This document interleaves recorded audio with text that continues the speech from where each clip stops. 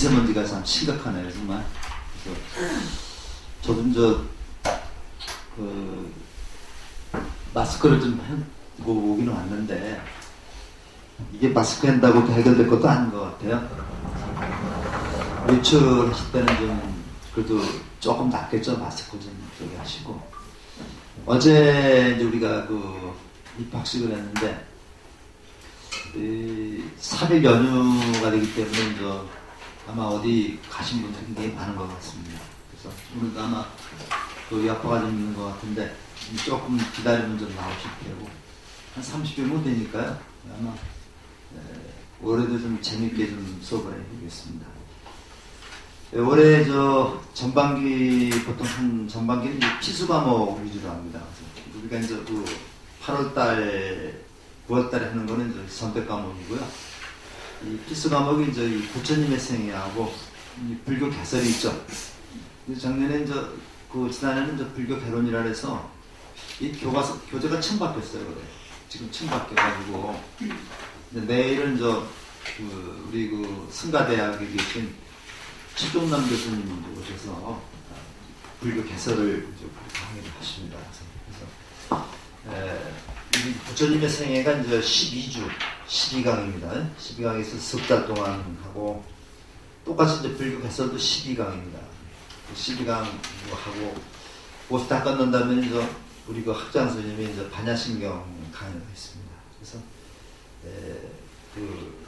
부처님이 어떤 분인가, 부처님의 핵심 가르침이 어떤 가르침인가, 요거를 우리 중심으로 해가면서 봄학기는 6월 말까지 지금 계획이 되어 있습니다. 그렇게 해서 하시고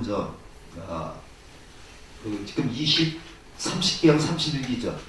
30기는 8월달에 졸업을 하고 하시고, 그다음에 31기는 2학기에는 다음에 32기하고 같이 공부를 하게 되겠습니다. 그래서 2월달에 졸업을 하고, 그다음에 대학반을 졸업하시게 되면 포교사 고시에 응시할 자격을 줍니다. 그래서 지난 2월 23일 날 포교사 시험을 봤는데, 이번에 우리 대학에서 10명이 응시를 해서 3월 15일 날 발표를 하게 됩니다. 그러면 또 발표를 하면 또 거기에 따라서 또 연수도 하고, 내년 한 9월 달쯤에 정식 품주식을 받고 포교사 활동을 시작하게 되겠습니다. 그래서 오늘은 이 부처님의 생애를 공부를 하는데, 우리가 어떤 종교든지 마찬가지입니다. 그래서 기독교도 그렇고, 이슬람교도 그렇고, 불교도 그렇고, 교조, 어떤 분이 그 종교를 창시했느냐 굉장히 중요한 거거든요. 근데 대체적으로 볼 적에 부처님의 생애는 잘 짜임새 있게 지금 전해주고 있어요. 예수님의 생애 같은 경우 보면 그분이 30몇 살 돌아가셨는데 한 6년 동안이 행적이 없거든요. 6년 동안 행적이 없어가지고 어떤 사람들은 6년 동안에 인도로 와서 불교 공부를 했다. 그래서 불교에 고승이 돼가지고 다시 가서 신약성서를 갖다 이렇게 말씀하셨다는데, 그래서 어떤 학자들은 신약성서와 불경, 특히 법화경에 비슷한 점이 굉장히 많거든요.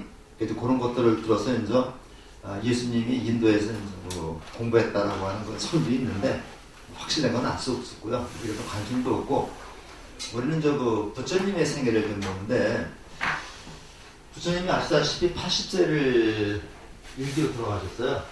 80세를 살고 돌아가셨는데, 이 80세 동안에, 80년 동안에, 그러니까 우리가 부처 되고 나서는 35살에 성도를 했으니까, 여기서부터 80살까지니까 여기 45년 동안이죠. 45년 동안에 84,000 법문 대장경을 말씀하셨는데, 도저히 45년 동안 이렇게 공부해가지고 이런 말씀을 하실 수 없다. 아마 부처님은 저 옛날부터 아마 무수한 공덕을 쌓아오신 분일 거다.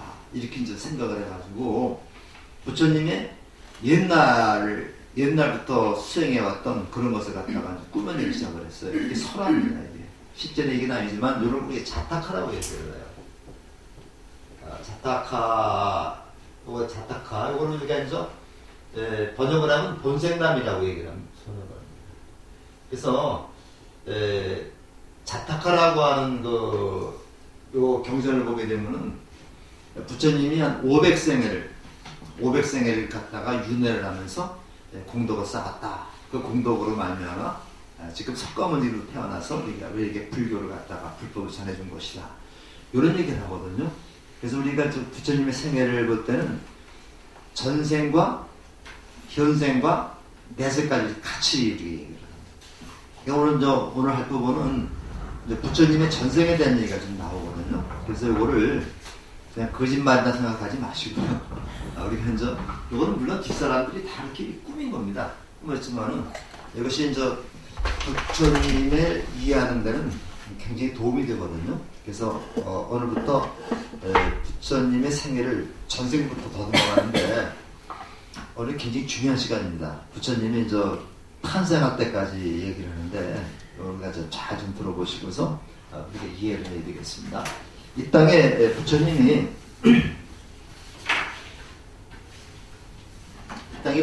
이제 어떻게 오셨고 탄생은 어떤 의미가 있는가 이걸 우리가 공부하는데요. 먼저 우리가 부처님이 어떤 분인가를 알아야 되죠.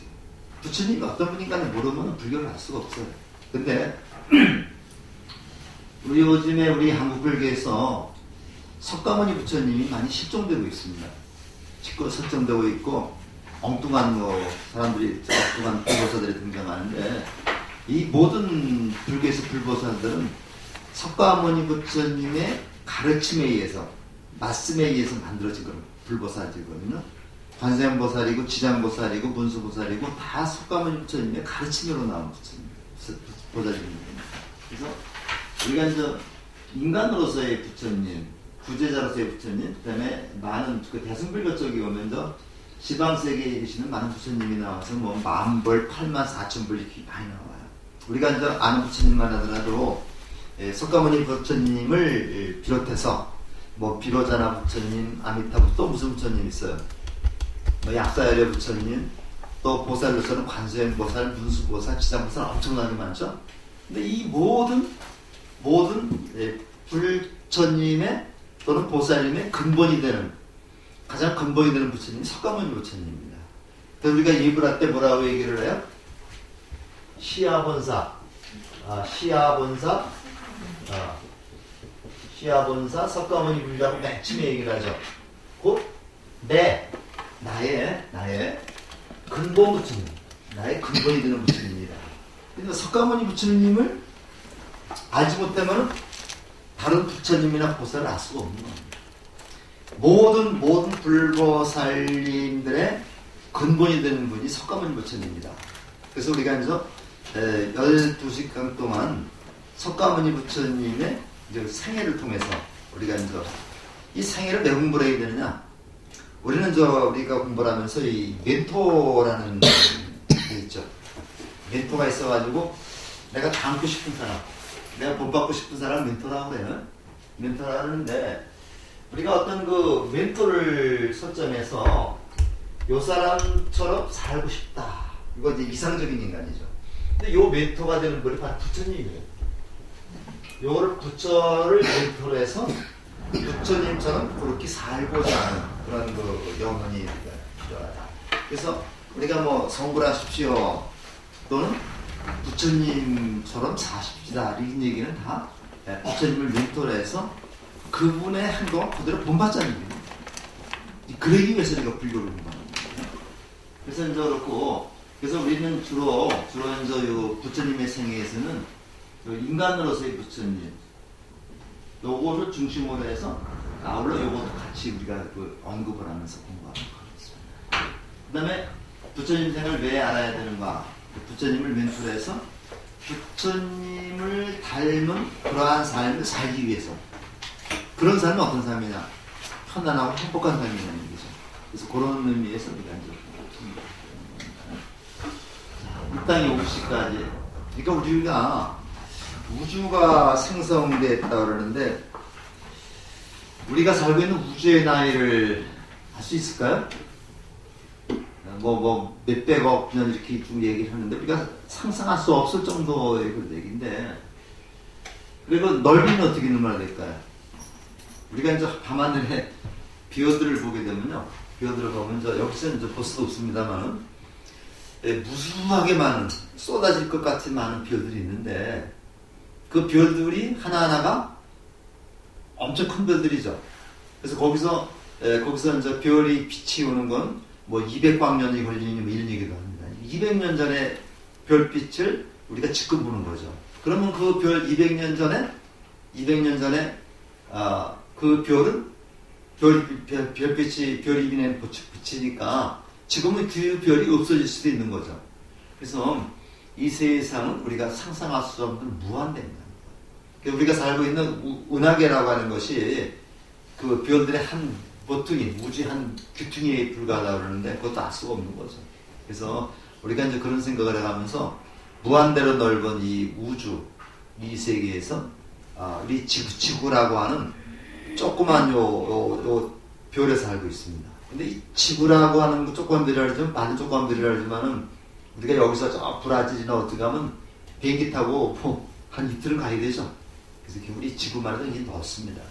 그래서 이제 우리가 그런 걸 생각을 해가면서, 근데 이 우주가 언젠가는 생성되고 또 파괴되기를 91차례나 거듭하기 전에, 그러니까 아득한 옛날, 호랑이 담배 피기 그 이전이죠. 아득한 옛날에 풍요로운 도시 두아가티라는 데가 있는데 거기에 수메다라는 지혜로운 청년이 있었다. 수메다라는 지혜로운 청년이 있는데, 여기는 이제 우리가 그 교재 잠깐 좀 보면요, 뭐라고 되어 있느냐면은 거기 12쪽을 보면 맨 밑에 나오죠. 그 무구광이라고, 한번들에도 무구광이라고 썼는데 구자는 저 때입니다. 때가 없이 빛나는, 때가 없다는 얘기는 그 번뇌가 없다는 얘기죠. 번뇌가 없이 찬란하게 빛나는, 그러한 그 이름을 가진 이름이 바로 수메다라는 이름인데, 우리는 요걸 갖다가 또 다른 이름으로 보통 알려진 게 선해라는 이름을 많이 알려졌어요. 선해라는 이름으로 많이 알려져 있습니다. 요 해자가 지혜 해자죠. 지혜를 잘 갖춘 그러한 그 선해라고 하는, 또는 번뇌가 없는 그 무광이라고 하는, 또는 수메다라고 하는 그런 수행자가 사람이 있었다. 근데 그 수행자가, 그는 병들고 늙고 죽음으로부터 고통받고 있는 세상을 보면서 자신의 지혜가 한낱 먼지와 같다는 것을 알았다. 마침, 그래서 여기를 잠깐 좀 교재 좀 같이 읽어보고서 좀 넘어가겠습니다. 그러니까 요거를 아는 거는요, 요걸 아는 거는 부처님이 왜 출가하셨다는 것을 알게 되는 거죠.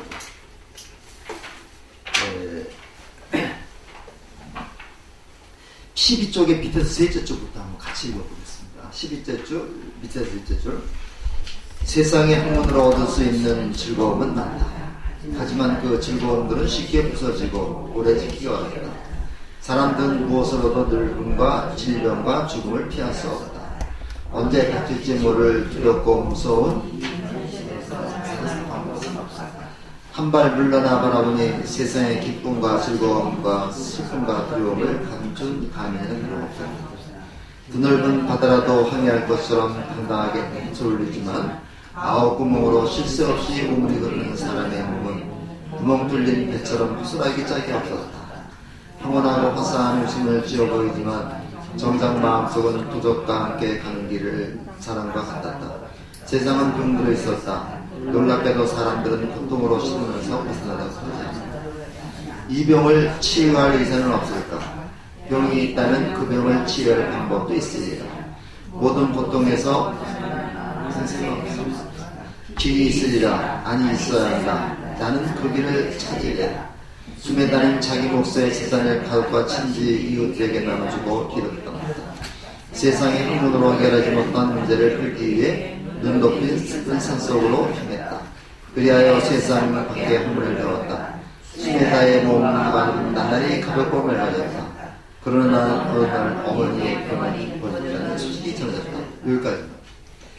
우리가 이제 이처럼 우리 사바세계에서 겪는 모든 것을 우리는 고라고 하는 말로 대신합니다.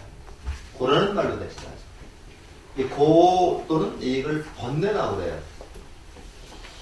우리가 살면서 육체적으로 힘든 경우도 있지만 사실은 육체적인 것보다 정신적으로 스트레스 받는 게 훨씬 더 많습니다. 이게 더 심각하죠?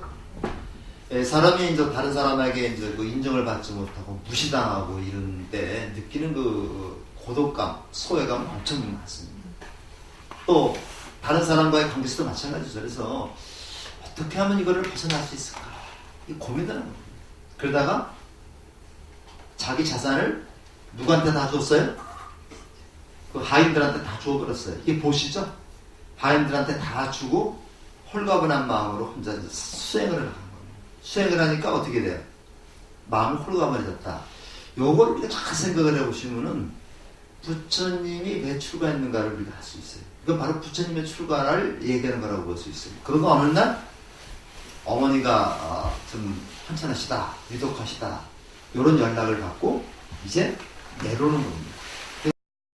그리고는 부모님을 저버리는 그런 배은망덕한 종교가 아니라 자기 수행을 통해서도 부모님도 같이 깨달음의 세계를 인도하는 그런 종교라는 것을 우리가 알 수 있어요. 자, 그래서 먼저 내려오다 보니까 사람들이 다 그냥 여기 이제 읽어보시면 이제 나옵니다. 다 이렇게 고통스러워하는데 어느 나라에 가니까 뒷방가라, 이거 연등 부처님, 뒷방가라 부처님이 이날에 오신다고 해서 사람들이 앞다투어서 청소를 하고 꽃을 사는 겁니다. 가지고 다니는 겁니다. 그래서 이 뒷방가라 부처님을 우리가 보통 연등불이라고 말하는데요. 연등불이라고 말하는데 연등이라는 말이 이제 우리 촛팔날 밝히는 등불이죠. 등불은 바로 뭐예요? 불은 빛은 어둠을 밝혀주는 겁니다. 우리가 보통 어둠이라는 거하고 밝음이라는 걸 얘기할 때 이건 우리가 무명이라는 게 있고요. 무명이 있고 이제 우리가 이제 요거 연등은 명입니다. 명인데 요거는 우리가 어리석음, 요거는 지혜 이런 식으로 우리가 볼 수가 있습니다. 요거는 중생, 요거는 부처 이런 식으로 나눠서 볼 수가 있습니다. 연등불이 이제 오셨다는 그런 소식을 듣고서 이 스메다도 연등불한테 이제 꽃을 바치려고 그랬던 겁니다. 근데 연등불은 부처님은 돈이라든가 음식은 받지 않는다고 그래요. 여기 나옵니다. 꽃과 향만 바친다고 그래요. 받는다고 그래요. 그래서 우리가 이제 부처님 전에 향을 피우고 꽃을 올리고 그러는 겁니다. 그러니까 이제 숨에다가 아무리 봐도 이제 꽃을 살 수가 없거든요. 돈은 있는데. 근데 이제 마침 어떤 여자가 이제 푸른 연꽃 7송이를 이렇게 하나를 가져오는 걸 봤어요. 그러니까 이제 그 여자한테 이제 간청을 하는 겁니다. 나에게 꽃을 파십시오. 그러니까 이 여자가 거절을 해요. 이 꽃은 왕에게 바칠 꽃입니다. 라고 거절하니까 계속 그냥 값을 더 줘가면서 사겠다 그러니까 그러면 이 여자가 이제 이렇게 합니다. 연꽃을 꽃을 5송이를 수메다에게 팔게 됩니다. 그래서 그런 과정이 이제 여기 교재 조금만 더 보세요. 좀 보시면은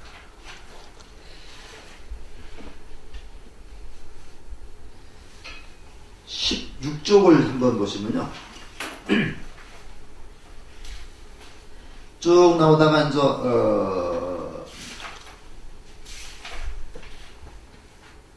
그 밑에서 둘째 줄을 좀 보시면요. 16쪽 밑에 둘째 번 같이 한번 읽어보겠습니다. 저는 나약한 여자입니다. 저도 부처님을 뵙고 싶지만 그럴 수 없습니다. 제 이름은 곱비입니다. 이 두 여층 연꽃이 제 이름으로 부처님께 올리고 저의 소원을 빌어준다는 연꽃을 당신께 드리겠습니다.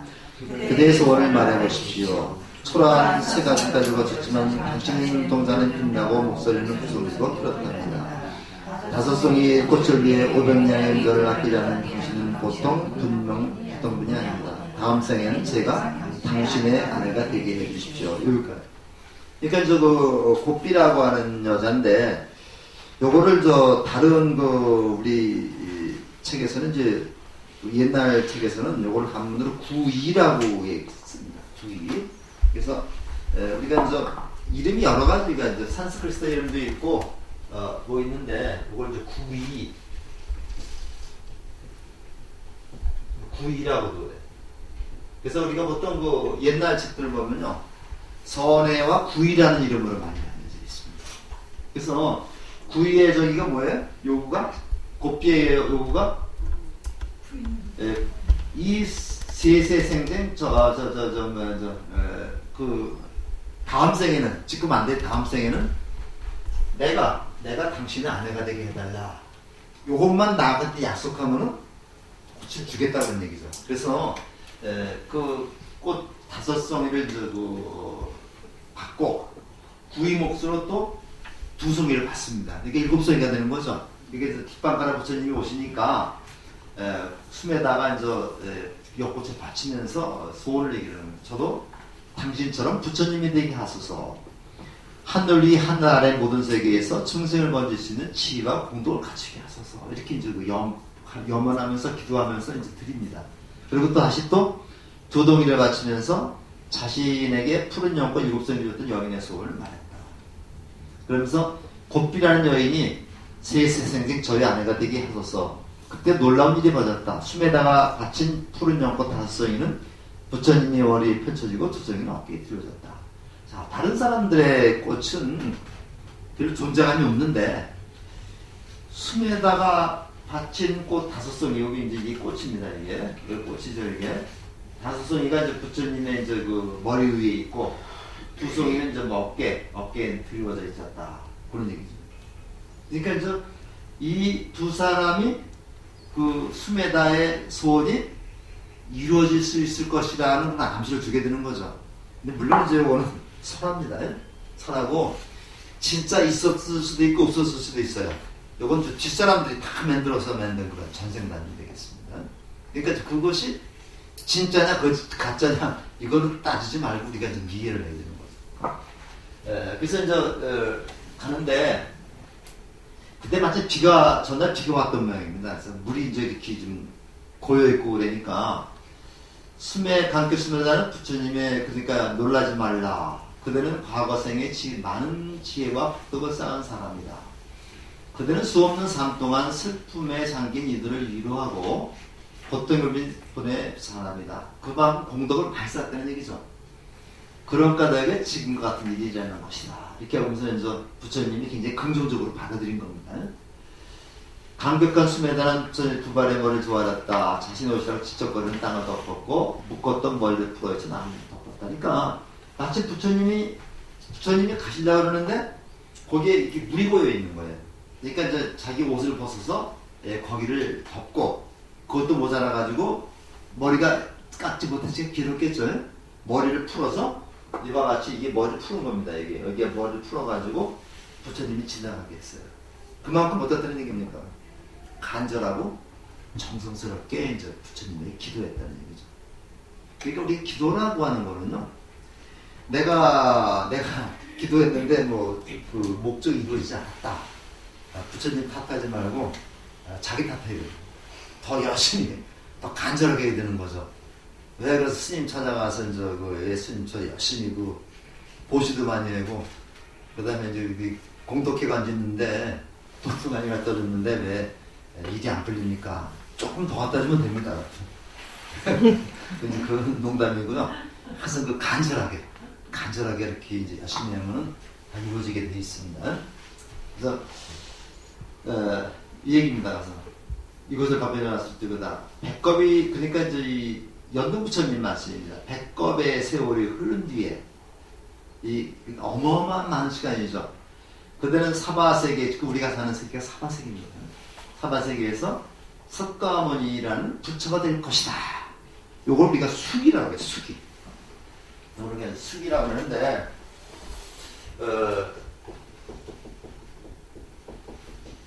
요거는 약속입니다. 약속.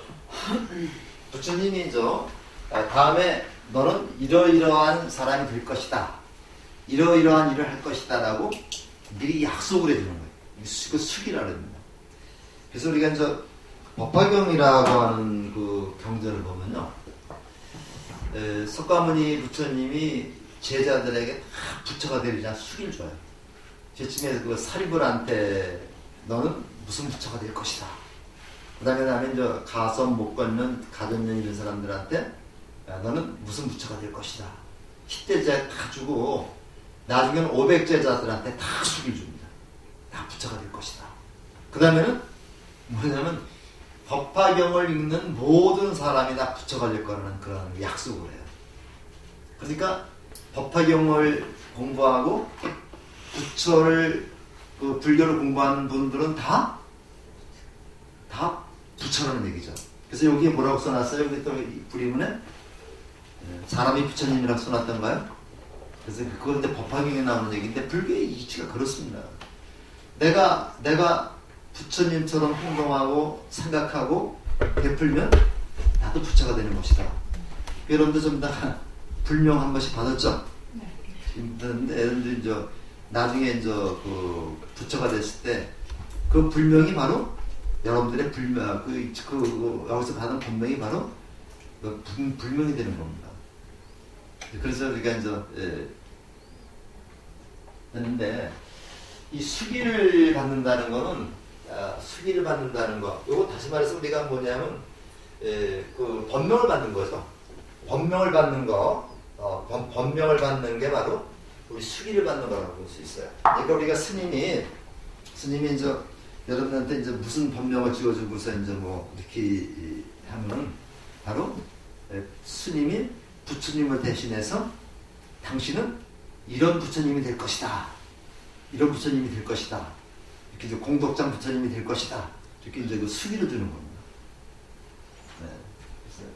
그래서 이렇게 얘기해서 연등 부처님에 대한 저기는 우리가 입문반에서 배웠습니다만은 과거에 가장 대표적인 부처님은 연등 부처님입니다. 그 현재 부처님은 석가모니 부처님이고 미래에 오실 부처님은 미륵 부처님이죠. 그러니까 석가모니 부처님이 미륵에게 똑같은 수기를 준 겁니다. 너는 56억 7천만 년 뒤에 이 세상에 와서 미륵이라는 부처가 될 것이다. 그렇게 됐거든요. 그래서 우리가 보통 3세부를 모실 때 연등부라고 석가모니부라고 미륵부를 모시죠. 그래서 우리가 가운데에 계신 부처님이 현재 부처님 석가모니부이고 좌우에 연등부라고 미륵부를 모십니다. 어떤 때는 미륵부라고 연등부는 보살로 모시는 때도 있어요. 그래서 우리가 송광사 같은 그 절에 가면은 대원부전에 가면은 세 번을 다 부처님으로 모셔놨고 불국사 대원전에 가면은 석가모니 분은 부처로 나머지 두 분은 보살로 모셔놓고 이렇게 했기 때문에 우리가 절에 가서 보면 3세를 모신 데가 굉장히 많습니다. 그렇게 좀 보시고 자, 그 다음에 한번 생각해보자 하겠습니다. 바람은 청년 수행자는 수메다는 왜 수행자가 되었나? 왜 수행자가 됐어요? 아까 우리 읽어봤죠? 모든 세상에 사람들이 고통 속에 있기 때문에 번뇌 속에 있기 때문에 이걸 어떻게 하면 극복할 수 있을까? 어떻게 하면 극복해서 편안한 삶을 살 수 있을까? 이 문제를 해결하기 위해서 우리가 수행자가 됐다. 그런데요, 이 번뇌와 고통이 자기 혼자만의 번뇌와 고통이어서는 안 됩니다. 그러니까 모든 사람들이 겪는 번뇌와 고통을 내 고통으로 생각하는 거죠. 요거는 대비심이라고 해요. 대비심이라 해가지고 대비심입니다. 요 십자가, 비자가 이것이 어떤 내용이냐면요. 남의 아픔을 같이 아파하는 거. 남의 아픔은 내 아픔처럼 같이 아파하는 걸 비라고 해요. 그게 배자대비라 그러죠. 그러니까 배자대비라 그럴 때 자라고 하는 거는 베푸는 겁니다. 사랑을 베푸는 거고, 비라고 하는 거는 남의 아픔을 내 아픔으로 같이 느끼는 게 비. 여러분들 좀 애들 다 키워봤으니까 아시겠지만은 이 어린애가 조금 어린애가 아팠을 때 어떻게 겠어요? 내가 아프면 차라리 낫죠. 네. 그건 아마 제가 말씀 안 해도 아마 잘 아실 겁니다. 자식에 대한 그 사랑 때문에 자식이 아픈 건 내가 아픈 것보다 더 아픈 겁니다. 이런 걸로 피나오요. 바로 우리가 수행자는 이거를 가져야 됩니다. 나만 아픈 것을 갖다 극복하고 안 아프면 된다. 남이 아픈 건 괜찮다. 이런 얘기가 아닌 거죠. 그래서 우리가 숨에다가 수행자가 된 것은 나의 아픔뿐만 아니라 남의 아픔도 다 내가 편안하게 해주겠다는 그러한 마음 때문에 이제 수행자가 됐다. 곱배서는 이루어졌어요? 이루어졌어요? 다음 생에 부처님하고 석가모니 부처님 결혼했어요? 결혼했죠? 네. 결혼했습니다. 야소다. 곱비가 이제 전생에 곱비가 지금 이제 부처님 당시에는 야소다. 야소다라고 결혼했죠? 네. 결혼해가지고 이제 라울라라고 하는 라울라는 아들도 낳습니다. 여기서 아들도 낳는데 우리가 이제 그래서 다 이루어졌습니다. 그래서 우리가 참고적으로 이제 조금 뒤에 나옵니다. 30을 나오는데 그 뒤에 조금 더 보시면요.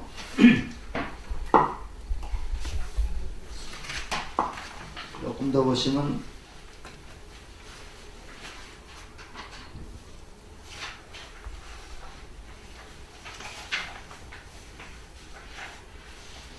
어, 19쪽에 조금 보시면요.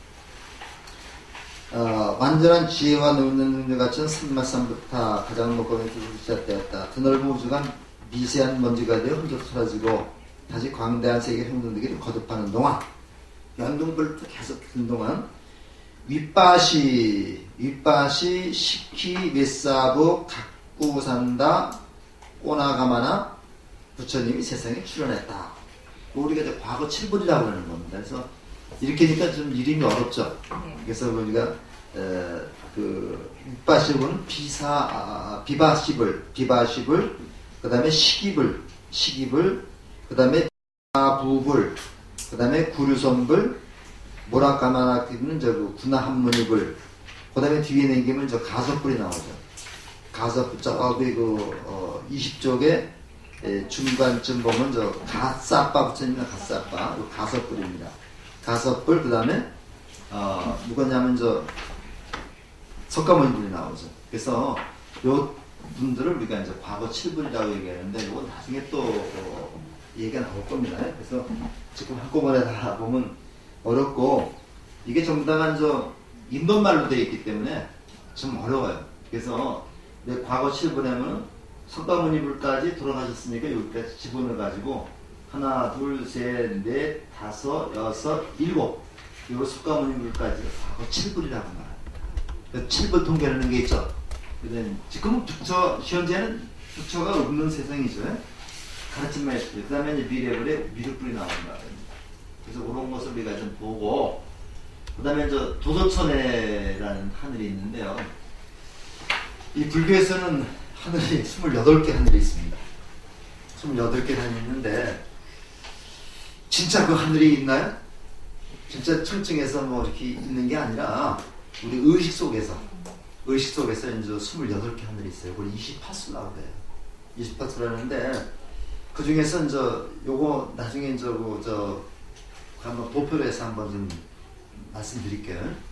근데 요게 6천이라 해가지고, 28 하늘이 있는데, 요 중에서 밑에 6 하늘은 우리가 요게에 속한다고 그래요. 그래서 요게, 삭계, 무색계라는 게 있습니다. 요거 3계라는 3계. 요계라는 세상은 제가 어떠냐면요. 물질적인 욕망과 정신적인 욕망이 다 있는 것. 지금 우리가 사는 세상을 욕계라고 해요. 그 다음에 색계라고 하는 데는요, 물질적인 욕망은 다 제거됐어요. 정신적인 욕망은 아직도 남아있습니다. 요것이 이제 색계고요. 무색계는 정신적인 욕망도 거의 다 없어졌는데, 다 버렸는데, 아주 미세한, 남을 미워하거나, 싫어하거나, 이게 가장 믿기 제일 어렵다고 그래요. 남을 미워하는 마음을 없애기가 제일 어렵다. 남을 미워하거나, 시기하거나, 질투하거나, 그런 미세한 그 정신적인 욕망이 남아있는 세계를 무색계라고 얘기를 합니다. 그래서 욕계, 색계, 무색계인데 28개 하늘 중에서 밑에 써있는 8개, 6개 하늘은 아직도 물질적인 욕망이 남아있는데 그 중에 도솔천이라고 하는 그런 하늘이 있습니다. 도솔천이라는 하늘이 있는데 이 도솔천이 어떤 하늘이냐면요, 다음에 부처가 될 분이 반드시 욕수에 있다나 태어납니다. 그러니까 지금 다음에 부처가 될 분이 머무는 곳이 도솔천입니다. 도솔천이라는 하늘인데 이 도솔천이라는 하늘에 이제 석가모니 부처가 부처가 되기 전에 있었는데 그때 이름이 조띠발라라고 얘기를 했었죠. 여기 조띠발라라고 말하는데 우리는 보통 그 한문에서는 호명보살이라고 해요. 호명보살하면 또 알기 쉽죠.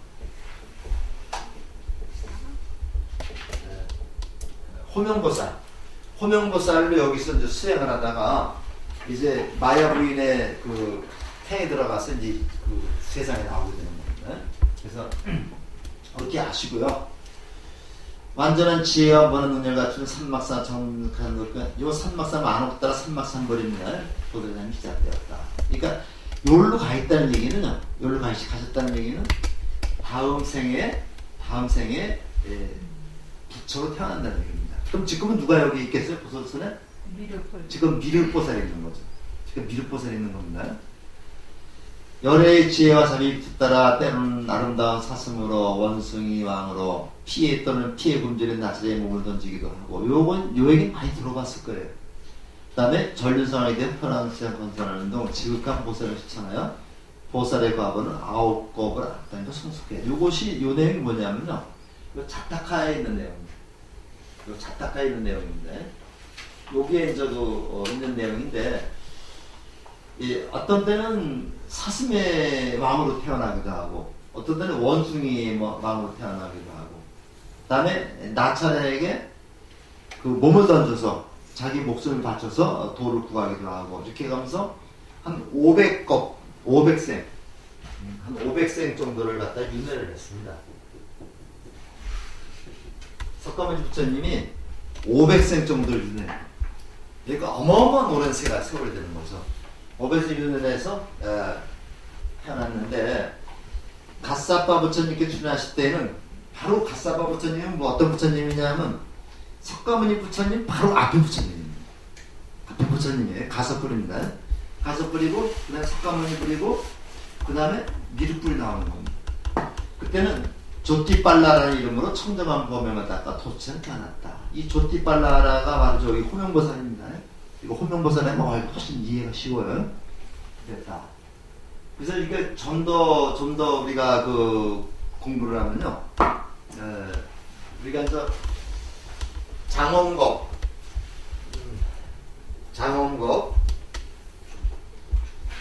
그 다음에 현겁, 성수겁이라고 해요. 그래서 장업에 천불이 있고, 그 다음에 현겁에 천불이 있고, 성수겁에 천불이 있어가지고, 우리 그 절에 가면 천부전이라고 있죠? 네. 천부전이 모시는데, 천부전에는 장엄겁에 또는 현겁에 천부전님을 모시는 것이고요. 삼천부전에는 요거 통틀어 삼천불을 모시는 건데, 이게 과거 7번 중에서 여기 앞에 세 분은 장엄겁 부처님이고 뒤에 네 분은 현겁 부처님이 그렇다고 그래요. 근데 좀 너무 좀 많이 하면 좀 복잡할 테니까 우선은 이 그 도솔천에서 이렇게 수행을 하고 있었던 겁니다. 근데 저 도체 천세 됐다. 자, 그런데 이곳에 하루는 인간 세계 400년에 해당되고 그 한가 400년이 되는데 거기에서 4,000년 세월을 흘렸어요. 상상할 수 없는 시간이죠. 도저히 떠나나올 만큼 되자 천인들의 기쁨을 잃고 슬픔에 차올랐다. 그러니까 요 같이 요걸 읽어보겠습니다. 요거. 슬퍼하지 마세요. 무상한 삶과 죽음의 거센 산 앞에서 손을 놓지 못하고 울부짖는 것은 애착과 어리석음 때문입니다. 제가 떠난 자리에는 멧돼아가 남아 여러분의 훌륭한 것이 되어줄 것입니다. 자, 이렇게 하면서 이제 거기를 떠나서 어디로 가는 겁니까 이제? 인간 세계로 내려오는 거죠. 그리고 자기가 호명곳을 떠난 자리에는 누가 와요? 미륵곳에 간다는 얘기입니다. 근데 이거 굉장히 핵심 중요한 얘기인데요. 무상한 삶과 죽음의 거센 물결 앞에서 누구도 벗어날 수 없어요. 그렇죠? 죽음이라는 것, 늙음과 죽음이라는 것은 누구도 벗어날 수 없습니다. 근데 어떻게 하면 늙음과 죽음을 벗어나서 영원히 행복하게 살 수 있을까? 이게 불교의 목적입니다. 이게 불교의 목적입니다. 자, 손을 놓지 못하는 것은 애착과 어리석음 때문입니다. 근데 애착과 어리석음, 이거 집착이라고 해요. 집착해서 딱 놔버리면은 굉장히 편합니다. 편해요. 자식이 우리가 아주 어렸을 때부터 그냥 금이야 오기야 싹 길렀는데 딱 장가들여 놓고 나니까 부모님 몰라라는 거예요. 근데 야, 내 자식 하면 안 되는 거잖아. 거기에 잠깐 매달리게 되면은 내가 원하는 만큼 자식이 따라주지 않아요. 그러니까 한만 결혼하기 전에 엄마는 뭐 죽고 못 사는 그런 아들이라 하더라도 결혼하고 나면 자기 부인하고 또 친해야 되는 거잖아요. 그걸 갖다가 굳이 저희 아들하고 며느리 그 사이에 자기 끼어 들어가가지고 내 거로 만들려면 서로 의가 나고 말아요. 며느리도 싫어하고 아들도 싫어하는 거잖아요. 그때 다 놔버리는 거야, 가서. 그건 내 아들이 아니라 며느리 남편이다 하고 놔버리면은 마음이 편할 겁니다. 이걸 우리가 연습하는 얘기죠. 공부하고요. 그래서, 그 다음에 쭉 보니까, 남쪽, 수미산 남쪽 용도에 있는, 석가족의 나라 까필라와 또 카필라 성으로 태어나기로 했다. 요거 우리가 스님들이 기도할 때, 축원할 때, 남선부주, 동방, 대한민국, 이렇게 축원하시죠? 네. 그러니까 세계상을 보면은, 그렇게 듣는데, 요 가운데 수미산이라고 하는 산이 있습니다.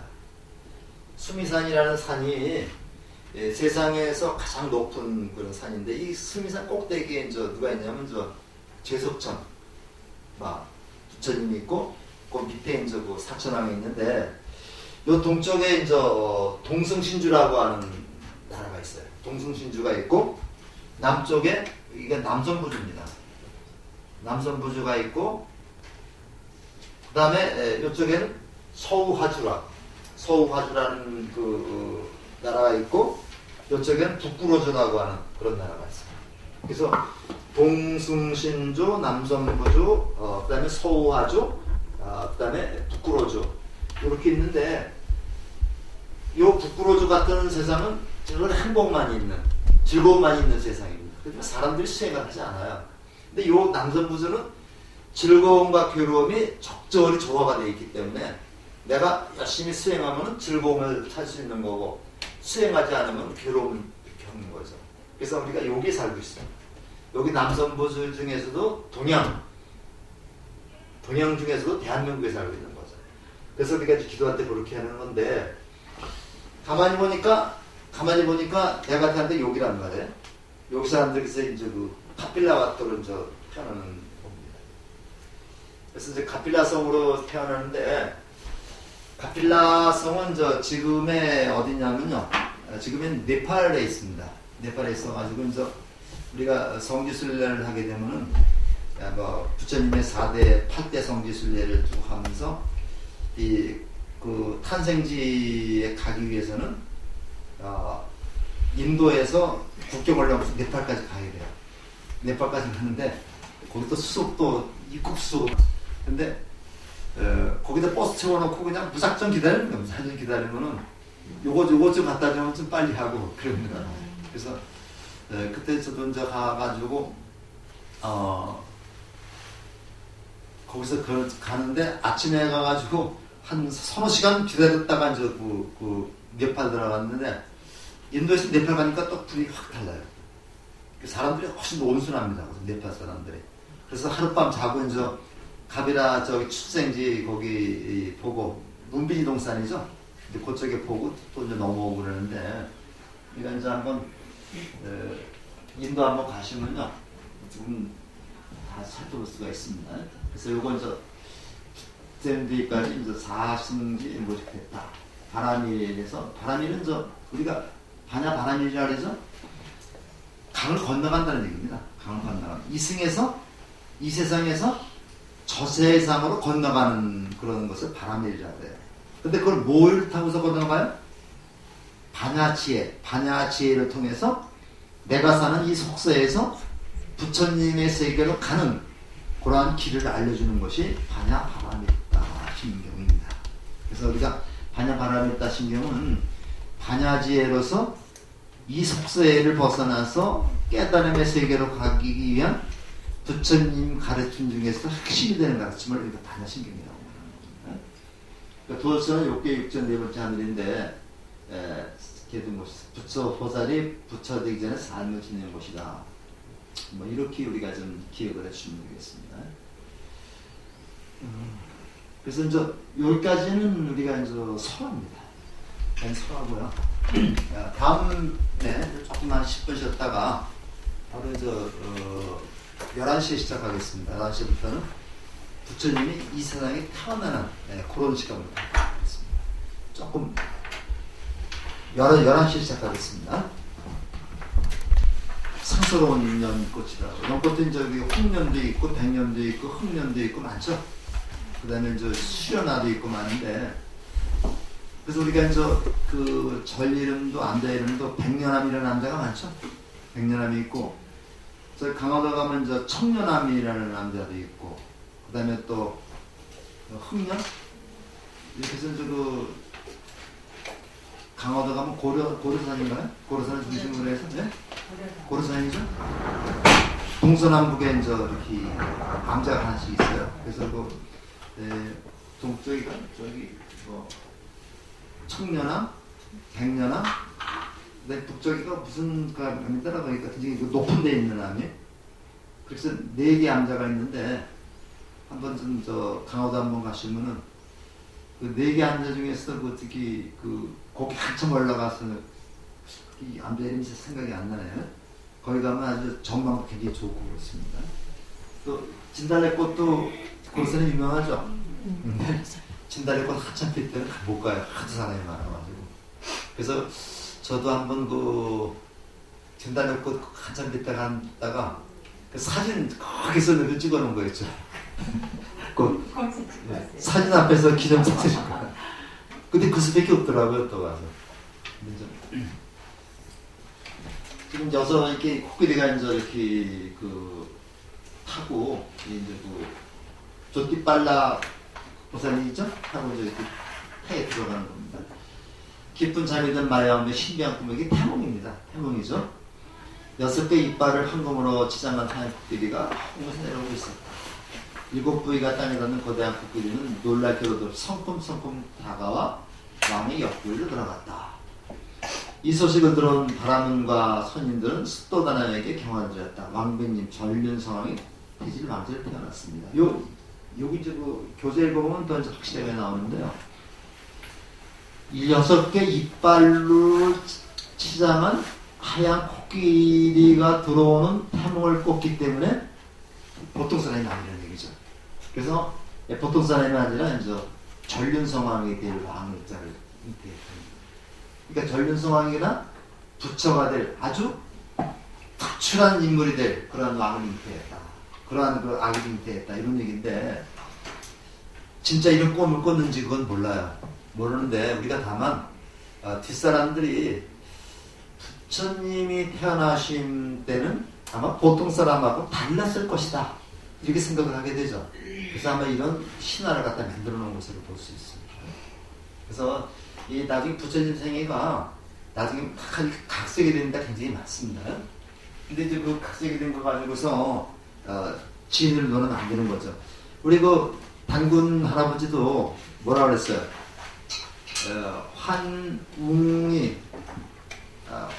환웅이죠. 환웅천왕의 아들인데 여러 아들 중에 하나인데 인간 세계의 뜻을 가지고 있어서 환웅 아버지한테 허락을 받고 신단수에 내려왔다. 이거 이제 백두산 정도에 내려온 겁니다. 내려와서 그렇게 있는데 그 곰하고 호랑이가 사람이 되기 위해서 되고자 해서 곰하고 호랑이한테 비법 알려줬더니 호랑이는 그 기회를 못 채우고 그냥 그 사람이 못 되고 곰이 21일 동안 뭐 쑥하고 마늘을 먹고서 뭐 사람이 됐는데 여자가 됐더라. 근데 이제 여자가 돼서 외로우니까 단군하고 결혼을 해가지고 환웅하고 결혼을 해가지고 환웅이 내려온 거죠. 환인천왕의 아들 환웅이 내려온 겁니다. 환웅이 내려와서 웅녀하고 결혼을 해가지고 난 게 단군이다. 이렇게 신화가 나오죠. 이제 그런 식으로 이제 그것도 이제 꾸미고 보면 되겠습니다. 그래서 이렇게 나왔는데, 자, 이제 태어나는 겁니다. 해산날이 가까워지자 마야 왕비는 카필라 사람들에게 전송을 받으며 노래와 향기로운 향긋하게 넘치는 고향인 꼴리아부에 들어섰다. 요때 이제 그 인도의 풍습이 어떤 풍습이냐면요. 시집간 딸이 아기를 낳을 때는 친정으로 돌아가는 풍습이 있었습니다. 우리도 그거 많이 하죠. 아무튼 친정 없는 게 편하기 때문에 그런 것 같아요. 그러니까 결혼한 그 딸이 아이를 낳을 때는 친정으로 가서 아이를 낳아서 아이가 어느 정도 크면 다시 시댁으로 돌아오는 풍습이 있었습니다. 근데 우리가 이제 이렇게 나라가 있으면은 요쪽에 이제 카필라국이고 요쪽이 꼴리아국인데 여기에 이제 요거는 그 마야 왕비는 여기 꼴리아의 이제 왕 공주였고요. 그다음에 이제 그 수도다나 왕은 카필라국의 왕이었죠. 근데 이 나라들이라는 게 그냥 도시국가 정도의 이게 엄청난 영토를 가지고 있는 건 아닙니다.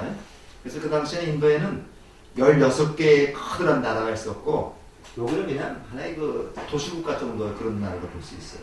근데 룸비니 동산은 여기입니다. 가서 요 카필라국하고 여기에 경계선에 있어요. 경계선에 있어가지고 여기 이제 룸비니인데 요거를 같이 공동으로 그 관리하는 데입니다. 근데 이쪽으로 해서 이제 해산하기 위해서 가다가 여기에서 배란간 출산하게 된 겁니다. 배란간 출산하게 된 겁니다. 근데 여기를 이제 우리가 그런 경우도 있죠. 어디 이제 그 비행기 타고 가다가 배란간 비행기에서 이렇게 출산하는 경우도 있고, 그다음에 뭐 차에서 출산하는 경우도 그런 경우가 간혹 있습니다. 있는데 이런 거는 경사라 그래가지고 비행기 같은 데 출산하면 아주 굉장히 그 대접도 잘해주고 그래요. 근데 여기에 이제 가다가 수레 끌고 가다가 여기서 배란간 그냥 지금 룸비니 동산이지만 그 당시에는 나무 몇 개 있는 그런 산이었습니다. 나지막한 그 공원이었었죠. 여기서 배란간 산길을 느껴가지고 어떻게 했겠어요? 그러니까 시녀들이 이렇게 막을 쳤겠죠. 여기 하얀 막을 쳤고 그 안에서 이제 그 마야 부인이 이제 아이를 낳았습니다. 낳는데 거기서 아이를 낳다 보니까 산소리가 안 되죠. 산소리가 안 되니까 결국 일주일 만에 돌아가신 겁니다. 이런 것을 가지고 이렇게 멋지게 꾸며놓은 거예요. 이렇게 이제 꾸며놨는데 우리가 이제 마야 부인이 나무 아수카나무라는 나무를 가지를 딱 붙잡자 산통도 없이 오른쪽 옆구리로 아기를 낳았다. 이거 믿으세요? 근데 믿지 않아도 안 되는 거죠, 이게. 근데 이제 요거는 신화니까 어떻게 상징적인 표현입니다. 우리가 이제 그 단군 신화에서도 환웅이 쑥과 마늘을 갖다가 곰한테 줬더니 곰이 쑥과 마늘을 먹어서 여자가 됐다. 이거 믿으세요? 아니죠? 그럼 어떻게 시작하겠냐? 하늘에서 내려왔다. 하늘에서 사람이 떨어진 건가요? 이걸 우리가 제대로 해석하려면 하늘에서 내려왔다는 얘기는 외부에서 왔다는 얘기예요. 외부에서 발달된 철기 문화를 가지고 들어오고, 여기는 청동기를 사용하는 나라인데 철기를 가지고 들어온 겁니다. 이 철기 문화가 사람들이 청동기의 철기 문화로 바뀌는 것은 엄청난, 사람이 요즘에 원자탄 갖는 것보다 더 큰 뉴스였다고 그래요. 그러니까 우리가 무기를 만들 때 청동으로 만드는 거하고 철기로 만드는 거하고는 상대가 안 되죠. 그래서 이게 이제 문화가 발달한 철기 문화를 쓰는 그러한 환웅이라는 종족이 들어오다 보니까 여기 나라에 이제 곰을 토템으로 숭배하는 나라도 있고, 고라니 토템으로 숭배하는 나라도 있고, 그 다음에 강아지를 토템으로 숭배하는 나라, 여러 나라가 있겠죠. 부족이 있겠죠. 부족 중에서 자기 편을 끌어들이기 위해서 결혼을 하는 겁니다. 그래서 곰을 토템으로 하는 그러한 부족과 결혼을 해가지고 이 나라를 세운 게 고조선이라는 나라예요. 이렇게 우리가 이제 이해를 해야 되는데, 우리가 그러면 곰이 사람이 됐기 때문에 곰의 자식이다. 왜 하필이면 곰입니까? 이게 사자도 아니고 또. 이건 말이 안 되는 소리죠.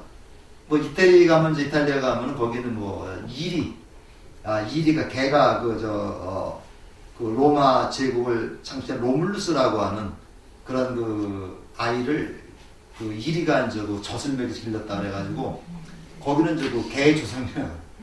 개 조상이 이제 개입니다. 개가 아니라 개를 토템으로 하는 적이. 우리가 이제 캄보디아 거기 앙코르와트 가면은 거기는 전부 다 뱀이 많죠. 나가라 그래가지고 그냥 다리마다 뱀이 길고 머리는 이제 뱀이 조상이라고 그래요.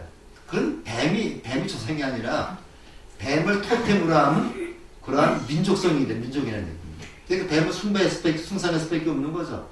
이제 그런 식으로 우리가 본다면은요, 여기서 이제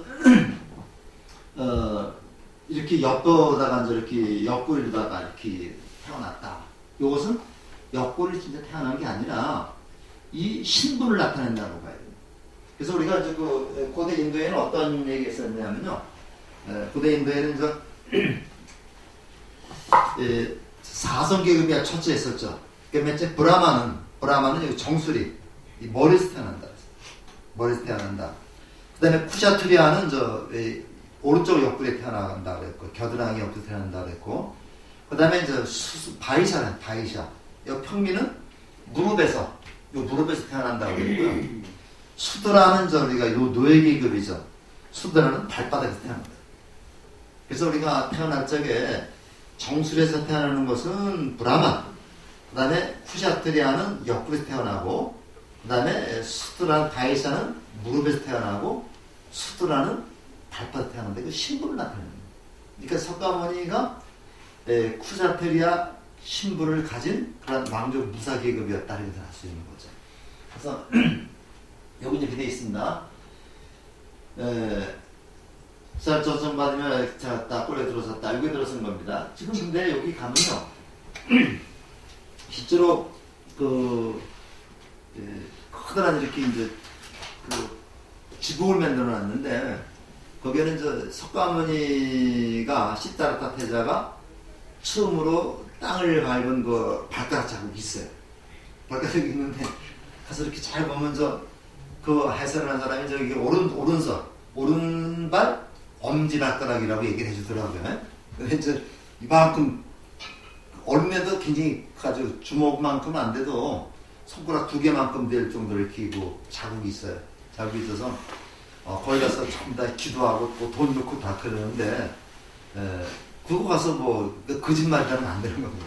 그래서 이제 그렇게 석가모니 시타르타 태자가 태어나던 그런 당시를 얘기해놨고, 그 밭자국을 하나 새겨놨는데, 이 밭자국은 부처님이 있는 거죠.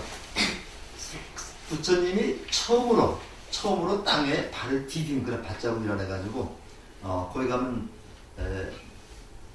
이렇게 하고 그래서 저들도 가서 거기 가서 이제 한쪽 곁에서 108배 하고 또 금강경 독송하고 그리고 또 오게 됩니다. 그러니까 인도 성지순례 가면 갈 때마다 가서 그런 거 다 하고 그래요. 다 하고 그러는데 교재 좀 잠깐 좀 볼까요?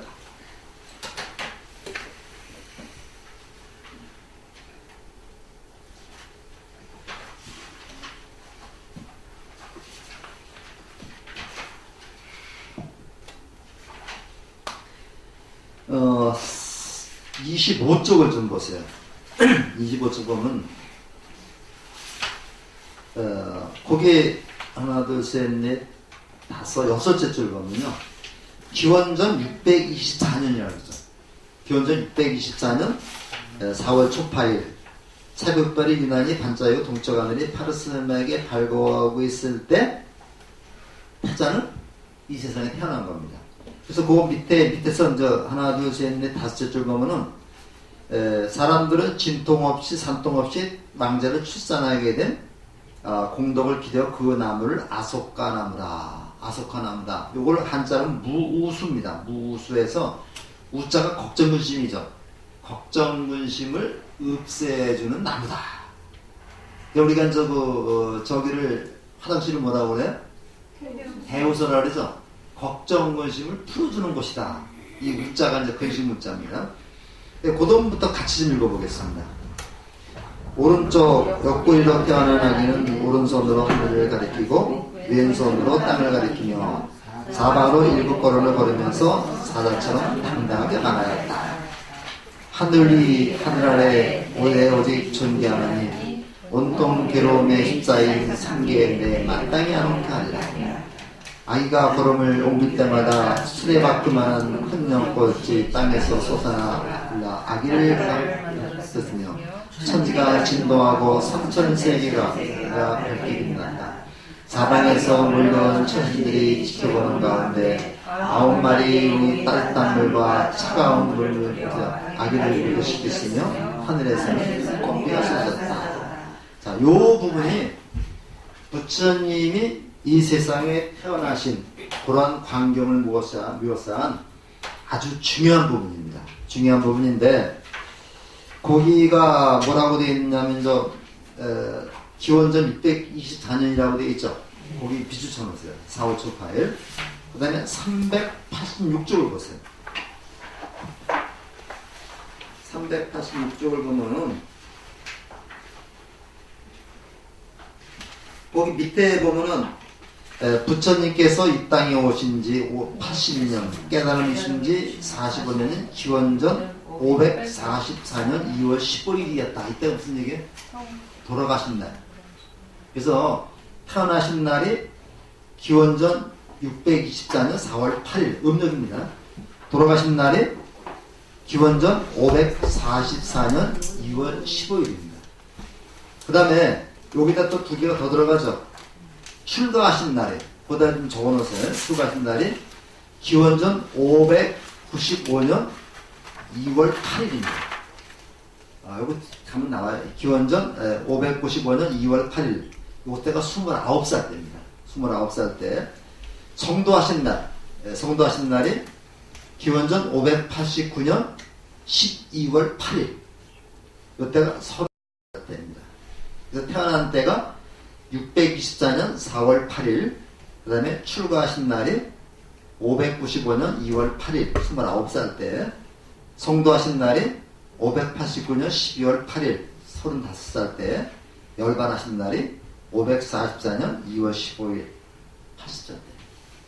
요것이 불교의 4대 명절입니다.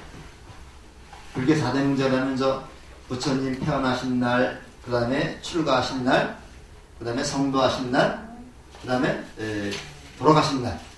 4대 명절에다가 음력 7월 15일 백중까지 포함해서 보통 5대 명절이라고 해요. 굉장히 큰 명절이죠. 이 중에 가장 크게 지내는 게 4월 초파일이고요. 성도 제일날은 지났습니다. 지나서 그때는 우리 절에서도 밤 철회 정진을 했습니다. 그 성도하기 전날 12월 음력 12월 7일 날 철회 정진 들어가가지고 12월 8일에 새벽에 예불을 해서 이제 그 해양을 합니다. 자, 음력 그 2월 8일 날은 언제예요? 올해 양력으로 환산하면 2월, 3월 14일입니다. 다음 주죠. 3월 14일이 이제 그 우리 출가하신 날이고, 그 다음에 8일 뒤에 이제 2월 15일 날이 돌아가신 날인데, 그것이 이제 양력, 음력, 우리 올해는 22일 날인가요? 3월 22일 날인가? 그게 맞죠?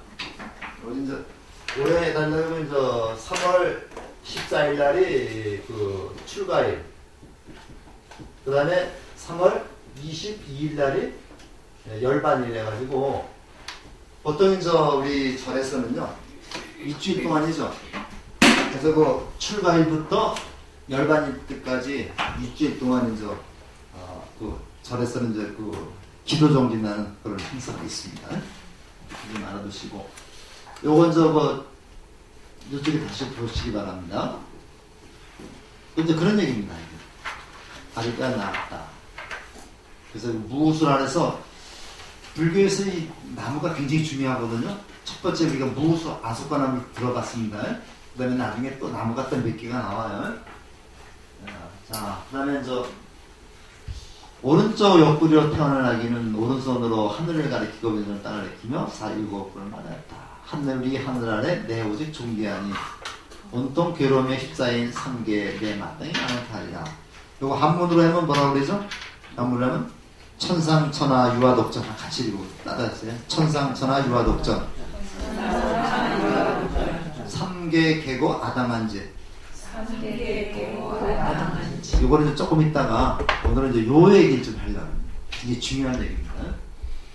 아기가 걸음옮길 때마다 커다란 연꽃이 땅에서 올라 발을 받들었고, 사방에서 몰려 천신들이 지켜보는 가운데 9마리 용이 따뜻한 물과 차가운 물로 물구시켰으며 하늘에서는 꽃비가 쏟아졌다. 아기의 피부는 황금빛으로 빛났다. 걸음을 옮길 때마다 했는데 몇 걸음 옮겼다 그랬어요? 사방으로? 7걸음씩. 7걸음. 왜 7걸음이겠어요? 5걸음도 아니고 6걸음도 아니고 왜 7걸음이냐? 우리가 보통 그 불교에서 육도윤회라고 그러죠. 그래서 우리가 참 밑에부터 지옥, 악귀, 축생, 아수라, 인간, 천. 요걸 6개라고, 육도라고 그래요. 요 육도, 천 중에서는 6칸을까지입니다. 요거는 요 사람들은 윤회를 합니다. 요 사람들이 바로 뭐냐면 물질적인 욕망과 정신적인 욕망을 함께 버리지 못하는 사람들이거든요. 근데 6걸음이 아니라 7걸음이라는 거는 뭐예요? 요 육도 윤회를 초월했다. 윤회를 초월했다. 그런 상징적인 표현입니다. 내가 6번째까지는 윤회를 하는 그런 중생인데, 한 발자가 더 갔죠. 이건 윤회를 초월했다. 육도 윤회를 벗어났다. 그런 얘기. 다시 말해서 7번째 발자국은 깨달음의 세계가 되겠습니다. 9마리 용이 찬물하고 더운 물을 갖다 번갈아가면서 몸을 식혔다 그러죠. 우리 아이 낳으면 몸을 식히죠. 그래서 우리가 요 9마리 용이 부처님 몸을 식혔다는 것에 유래해가지고 이 첫파일 날은 관욕이라죠. 관욕 해보셨어요? 네. 우리가 이제 요런 이렇게 생긴 부처님, 조금 부처님 있죠? 물에다가 씻어드리죠? 네. 이게 관욕 풍습이 여기서 나온 겁니다. 9마리 용이 이제 부처님 몸을 씻겨드렸다는 점에서 요 관욕 풍습이 나온 거다. 관욕은 바로 어떤 거예요? 몸에 있는 때를 씻어주는 겁니다. 다시 말해서 번뇌를 갖다가 씻겨주는 게 관욕이 됩니다. 그래서 우리가 이제 초파일 날 관욕을 하게 되면 이거는 이래서 관욕을 하는 것이라구나 이렇게 좀 알아두시면 되겠습니다. 요거는 조금 이따가 그 말씀을 드리겠습니다. 자, 이게 유비도착해서 시따르타라는 말은 승리자다 그런 뜻이 되겠는데요. 그 다음에 왕자가 태어난 지 7일 만에 어머니 마야왕비가 상을 마치고 도리천이라는 하늘이 있습니다. 도리천이라는 하늘은요, 그 가운데 저희가 있고 수미산이 있고 내구탱이에 저기가 뭐 동승아주, 남번부주, 서우아주, 그다음에 북구로주가 있다 그랬죠.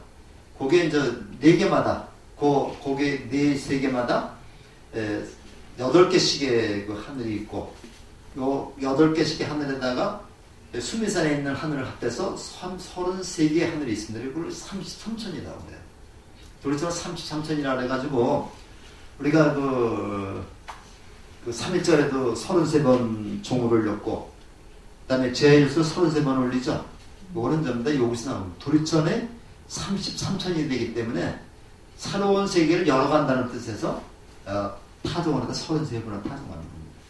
제정소리가 33번을 타종하는 것은 새로운 세계를 열어간다는 의미가 있어요. 그래서 우리가 이제 절에서 이제 아침 예불을 드리고 올릴 때는 28번을 타종을 하고 저녁 예불을 올릴 때는 33번을 타종한다 그러죠. 이거 전부 다가 여기서 나온 것이다. 민족대표 33년을 기리기 위해서 하는 건 아닙니다. 그리고 우리나라에도 이런 풍습이 있었습니다. 어떤 풍습이 있었냐면요. 우리나라 고구려 때 보면은 며느리를 얻게 됩니다. 며느리를 다른 집안에서 가져오게 되면은 형제들이 여러 있죠. 그러니까 이제 큰 며느리, 뭐 작은 며느리 있는데 형제가 죽으면은 그 자기 집안에 들어온 여자를 다른 데 보내지 않고 그 형제가, 살아있는 형제가 대신 데리고 사는, 부인으로 데리고 사는 그런 풍습이 있었어요. 이거는 그 문화입니다, 가서. 그래서 고구려 때도 보면 그 왕이 죽으니까 그 왕비가 자기 시동생을 왕위로 앉혀놓고 그 시동생이 부인이 된 적이 있었습니다. 지금도 그런 거 있는 것 같은데. 있는 것 같아? 네. 저기 뭐야 그 어디지? 인도 옆에. 예. 근데 각 부정도 그런 게 다 있어요. 그리고 저 몽골 쪽 가면은 그 귀한 손님이 오면 자기 부인을 내주잖아요. 이런 데도 있고 그런데 그래서 이런 건 왜냐면요 외부에서 온 그 여자를 그 여자가 귀했다니까요. 그러니까 이제 그때를 이거를 다른 집안에 보내지 않고 우리 집안에서 그 데리고 산다. 그리고 이제 고려 시대에 딱 보더라도 남매끼리 결혼했죠. 몰라요? 남매끼리 결혼했습니다. 이 고려 태조가 이제 부인이 뭐 30몇 명인가 뭐 그렇다 그러죠. 근데 다 그 공주들은 어머니 성을 따릅니다. 딸들은 어머니 성을 따르고 그 아들은 아버지 성을 따르니까 왕씨가 아니죠. 딸들은. 그래갖고 어머니만 다르면 다 같이 그 왕건의 아들 딸인데 어머니만 다르면 서로 결혼을 했어요. 이게 이제 근친 결혼인데 이게 이제 그 옛날 종족을 보존하기 위해서 필요했던 거거든요. 인도에는 어떤 풍습이 있느냐면요. 언니가 죽으면 그 처제를 데리고 삽니다. 처제가 있는지. 처제가 없으면 안 되겠지. 그래서 마야왕비가 생을 마치자 아재 마빠자 빠띠라는 처제입니다. 처제가 시집을 안 갔기 때문에 수도다당이 처제를 부인으로 맞았습니다. 그러면 훨씬 낫겠죠. 그 왕자를 기르는데. 그렇게 해서 이것은 이제 그 당시 풍습인데 지금 인도가 좀 많이 있을 거예요, 이런 것도. 그리고 중국에는 53개의 그 소수민족이 있다는데 거기는 모계사에 지금도 있습니다. 모계사에 있어가지고 저도 한번 가봤는데 방문을 해봤는데요. 그 사람이 거기 한번 가서 그 종족 박물관이 있더라고요. 그런 게 있는데 거기 가봤는데 곤명 가면 그게 이제 베트남 바로 위거든요. 곤명 가면 거기서 가봤는데 그 할머니가 대장에 할머니가 대장이고 남편이 여럿이 있습니다. 남편이 여럿이 있는데 이제 백화태에 있으면 할머니가 어떤 남편 들어오라 해서 하룻밤을 자고 또 이제 그런다고 그래요. 그래서 실제로 그 보였는데 그 집엔 그 종족은 여자가 대장이고 남자는 그냥 심부름만 하고 일만 하고. 근데 필요할 때 그 여자가 부르면 하룻밤 자고 나오고 그래서 종족을 퍼뜨린다 그러는데 그런 데가 많이 있어요. 그래서 이제 수도다랑이 그 마빠자 파티를 부인으로 삼아가지고 그 시다르타 태자를 기리게 되는 겁니다. 여기서 보면요. 신코키가 등장하는 것은 뭐라 그랬어요? 전륜성왕이 될 그러한 중요한 인물이기 때문에 등장하는 거다. 평흥입니다. 최대 명절이고, 관역의 요리는 뭐라 그랬습니까? 관역의 요리는 9마리 용이 목욕을 시켜준다 그랬죠? 우리 그 절의 이름 보면 구룡사라는 절이 많습니다. 구룡사, 9마리 용을 써서 구룡사라는 데도 있고, 저 원주 치악산에 가면 그 구룡사는 저 그 9마리 용이 아니라 거북구자 써요. 거북구자하고 용용자 써서 구룡사라는 겁니다. 히토테인 뜻이고, 그 다음에 요게 저기 거기 그 모습인데, 지금 무술한 나무는 없어요. 무술한 나무는 없고, 여기 지금 보리수를 심어놨더라고요. 보리수를 큰 게 심어놓고, 여기 바로 목욕하는 곳이라고 얘기를 합니다. 자, 여기 이것 걸어 걷는 건 육도연애를 벗어났다고 얘기를 했죠? 그 다음에 불성을 지닌 모든 생명 졸업성을 천명했다. 보처님은 보살에게 독보적인 존재가 중세계였는데, 요거 지금 요걸 얘기를 해요. 참 중요한 거죠. 요거 탄생개성이라고 그래요. 탄생개성이라는데, 자, 일단 써놓고서 천상, 천하,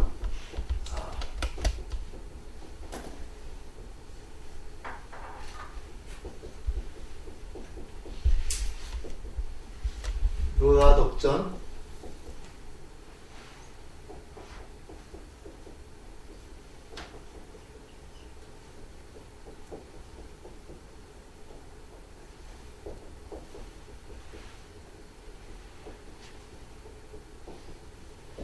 자, 요게 우리가 개성인데, 여기까지 잘 알아요. 여기까지 잘 알면 요건 모릅니다. 천상천하 유화독전은 잘 알고, 또 유화독전을 참 엉터리로 많이 쓰고 있어요. 그러니까 이 불교를 모르는 사람들이 석가모니가 유화독전이라고 했다. 자기 혼자만 존귀하다고 했다. 이기적인 사람 아니냐. 이렇게. 이건 진짜 잘못하는 겁니다.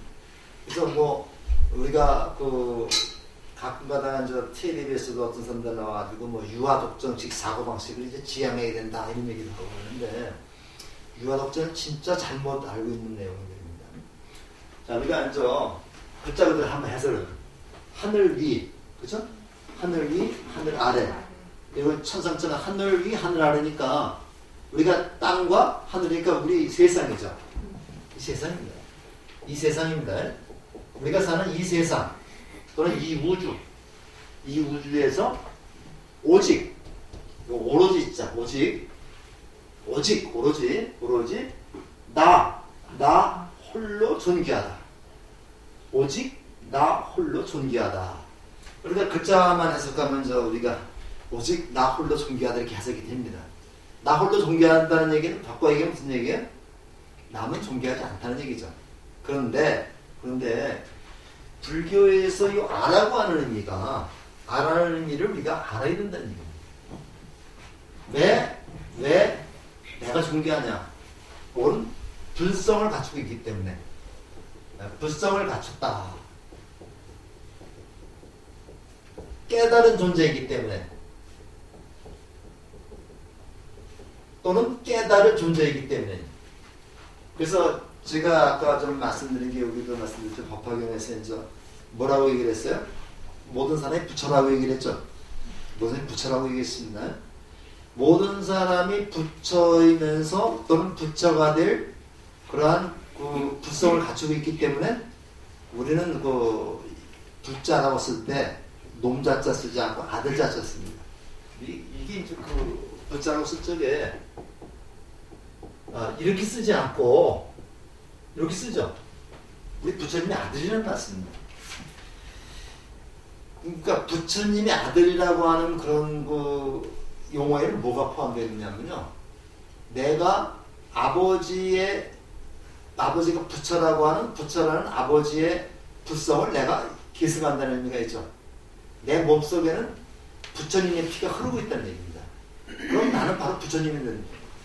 그래서 요거는 이 세상에서 오직 부처가 된 존재이기 때문에, 부성을 갖춘 존재이기 때문에 나는 부처님이기 때문에 홀로 존재한다. 존귀하다는 얘기. 따라서 여기 아라는 말을 개인으로 보면 안 됩니다. 요거는 부처가 될 존재. 인간이라는 존재는 모두 부성을 갖추고 있기 때문에 존귀하다는 얘기입니다. 인간이라는 존재는 모두 갖추고 있기 때문에 존재하다. 나기 때문에 존귀하다는 얘기가 아니라 내가 부성을 갖춘 부처이기 때문에 존귀하다. 여기 이해 가십니까? 부처가 존귀하다. 이렇게 얘기하는 겁니다. 따라서 여기는 뭐가 되어 있냐면요. 지혜가 들어가 있습니다. 부처가 되기 위해서는 반야 지혜가 갖춰야 되는 거죠. 지혜를 갖추기 때문에 존귀하다. 그런 의미입니다. 그런데 여기서만 끝나면 안 돼요. 내가 이렇게 해서 부처라는 사실을 깨달은 것만 해서 끝나면 안 된다는 얘기죠. 우리는 여기서 소승이라고 얘기합니다. 여기서 끝나는 거 소승이라고 말해요. 나만 깨달으면 되는 거니까, 나만 자살하면 되는 거니까, 쉽게 얘기하면. 나만 행복하면 되는 거니까, 이걸 소승이라고 얘기하는데, 내가 우리 동네에 이렇게 좀 여러 사람이 사는데, 나만 잘 살고, 옆집 전부 다 거지고 왔던 사람들만 산다. 못 사는 사람들만 있다. 그랬어요. 그럼 뭐가 되는 겁니까? 내가 암만 잘 산다 하더라도 그 지역은 빈민촌이 되어버리는 거죠. 그럼 나도 빈민과 똑같은 사람이 되어버리는 겁니다.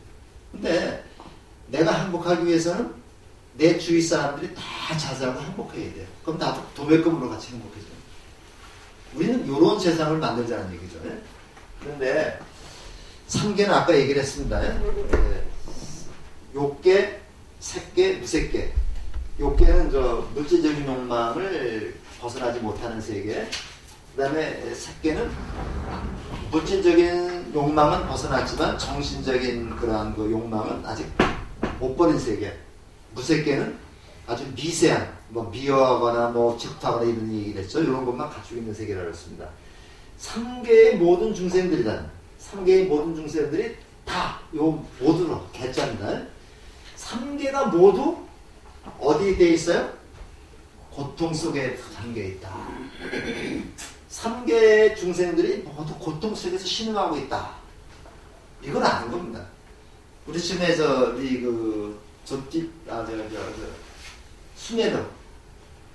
수메다 그 보살 얘기했었죠. 연등불에서 그 수메다가 출가할 때, 수행을 떠날 때 모든 세상 사람들이 다 고통 속에, 번뇌 속에 헤매고 있기 때문에 그거를 해결하기 위해서 내가 출가를 했다, 수행을 했다, 그런 얘기를 했었습니다. 그래가지고 이 고통은 우리가 지금 겪고 있는 현실입니다. 이게 현실이죠. 현실이 모두 고통 속에 있기 때문에 나는 요건 똑같은 납니다. 이거하고 똑같은 납니다. 부처가 된 내가, 깨달은 내가, 부성을 갖춘 내가, 요거 당자는 마땅히 당연히, 부성을 갖춘 내가 당연히 반드시 이 지자는 요거 대명사입니다. 대명사가 돼가지고 그것을 어떤 것? 이겁니다. 요거 다 가리키는 거예요. 3계 속에서 모두 고통을 당하고 있는 그들을 어떻게 하겠다? 편안하게 하겠다. 편안하게 하겠다. 그래서 요거는 요건 목표입니다. 그래서 불교는 고통스러운 현실을 벗어나서 누구나가 다 편안하게 살기를 추구하는 그런 종교가 불교라고 했습니다. 그래서 여기에서는 바로 뭐가 나오냐면요. 요 불교의 그 현실과 목적, 현실을 보는 눈과 안목과 그 다음에 목표가 다 나와 있습니다. 요 안자는 요거는 우리가 이제 안락한 세상 또는 행복한 세상입니다. 그래서 이게 행복이라고 하는 말은 서양에서 최근에 들어온 말입니다. 행복이라는 말은 서구 문명에 들어오면서 일본인들이 이제 행복이라고 번역한 거고, 우리 원래 동양에서는 행복이라는 말이 없었고 안락. 그래서 우리가 법화경에도 안락국품이라는 게 있어요.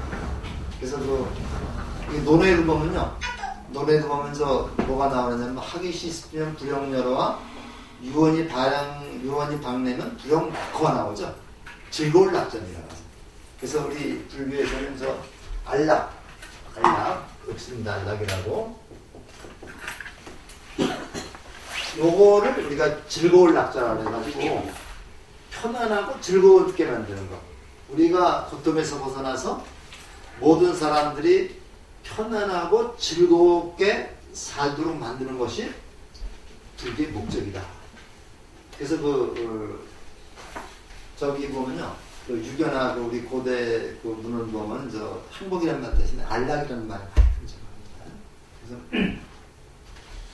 그래서 상계의 모든 사람 중생들이 고통 속에 잠겨 있으니 내가 마땅히 그들을 편안하게 하겠다, 안락하게 하겠다.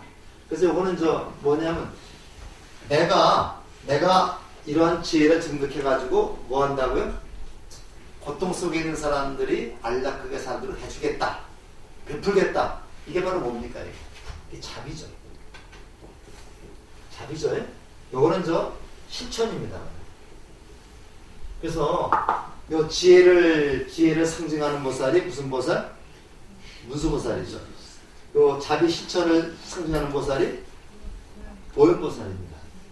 그래서 우리가 석가모니 부처님 좌우에 문수보살하고 보현보살을 모시는 것은 불교의 이치가, 불교의 목표가 내가 지혜로운 사람이 돼가지고 요거를 중생들에게 실천해서 자비롭게 편안하게 살도록 하려고 하는 것이 불교의 목적이기 때문에 여기서만 끝나는 게 내가 뭐라 했습니까?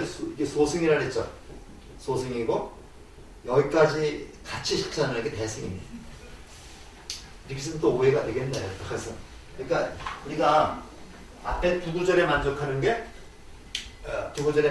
게 소승이고 이게 대승이다. 요건 누굴 위한 겁니까? 요거는 나를 위한 거죠. 자리입니다. 자리. 요건 누굴 위한 거예요? 이타다.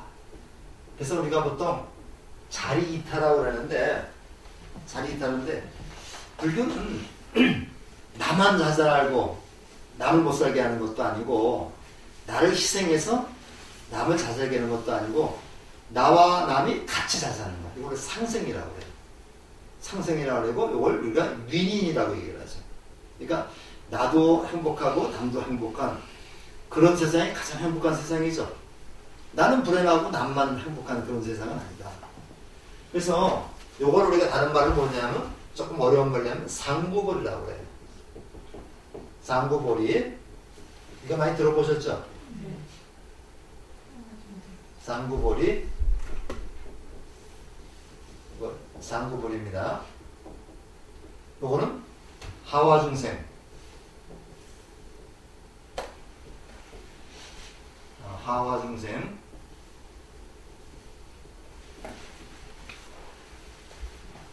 위로는 깨달음을 구하고, 깨달음을 구하려고 공부하는 겁니다, 지금.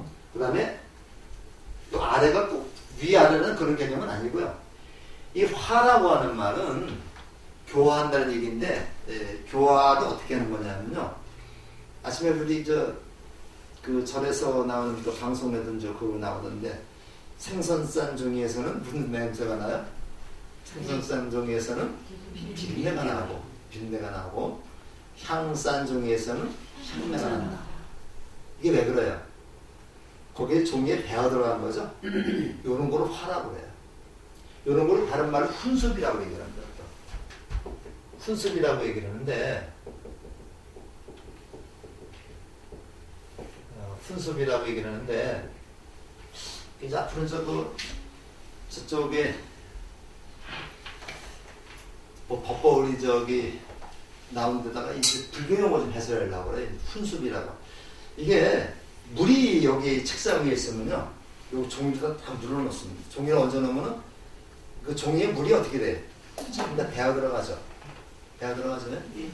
그 다음에 그 연기 나는 데 있으면 내 옷에 연기가 배어 들어가는. 이게 훈습. 자기도 모르는 사이에 배어 들어가. 그러니까 내가 그 중생을 좋은 곳으로 이끌겠다라고 하는 생각을 가지고 있는 게 아니라 내가 이런 것을 실천으로 보이면 다른 사람들이 내가 하는 행동을 그대로 따라야 한다는 얘기입니다. 이게 화입니다. 그래서 우리가 저가 그런 얘기를 좀 많이 하는데 스님들이 그 신도들을 와라 할 것 없이 스님들이 법당에 들어가서 열심히 기도하시는 모습을 보여주면요 신도도 오지 말래도 옵니다. 그게 서순수범하는 거죠.